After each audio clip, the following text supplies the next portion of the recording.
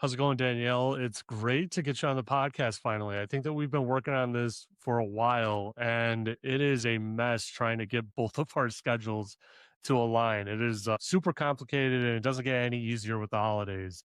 It sure doesn't, but I'm so excited to be here. Thanks for having me. Yeah, yeah, absolutely. Danielle, I tell everyone that, I start off with their background, right? How did you kind of get into the space? What did you start out as? I looked at your background very briefly, on LinkedIn. I intentionally try to do no research, right? I don't know anything if you don't tell me it, right? But it looks like you have a very unique background. So, what does that look like for you? I start everyone off there because there might be someone with your similar background that's looking to get into this field, looking to do the same thing.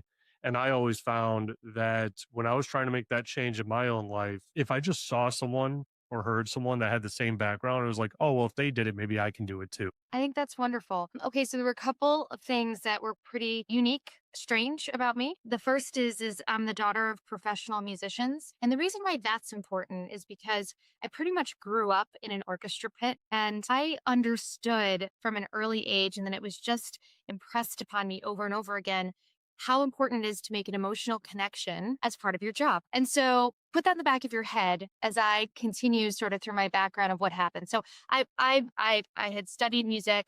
I was never nearly as talented as my parents, and so I went to law school, as one does when they have no artistic talent that could, possibly sell a ticket. I loved law school. I loved to read. I treated those cases as history and the stories of our history.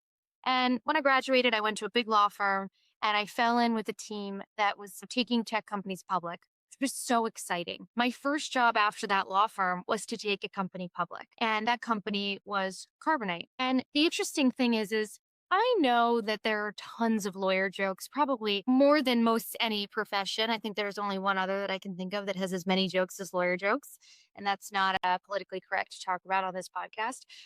But when I left the law firm and I left New York City, I actually wasn't prepared for how terrified people are of lawyers. And now putting that together with sort of how I grew up, which is it's important to make an emotional connection in life. Relationships matter. How people feel matters. I was really struggling for these two things to fit together. So I get to my first company. We do take it public within my first years of being there. I ended up staying a decade, and I set out on this mission to change how people viewed their attorney. And what I discovered in my first 10 years was that I was able to do that for the people who worked with me at that company. But I had to start all over to build the relationship and build the rapport and build the connection with people who were not part of the company, who did not have time to learn to